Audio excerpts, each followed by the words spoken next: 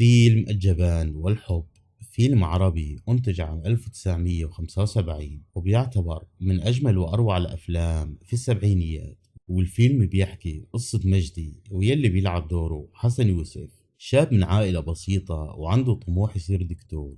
وخلال دراسته بكلية الطب بيتعرف على سعاد هانم ويلي بتلعب دورها هند رستم، زوجة أستاذه الدكتور أحمد فكري. العلاقة بينهم بتتحول لقصة حب سرية مليانة مشاعر وتوتر، لكن القصة ما بتستمر وبتنتهي بشكل مأساوي بعد ما سعاد بتموت بحادث، وهالشي بيترك أثر نفسي كبير على مجدي.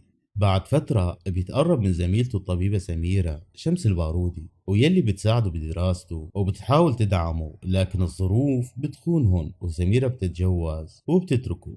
مجد بيفضل تايه بين علاقات وتجارب الحب، مرة مع نساء أكبر منه ومرة مع زميلاته، لكن بيظهر متردد وضعيف، يعني بين قوسين جبان، قدام قرارات الحب والزواج، وهذا بيدمر استقراره العاطفي.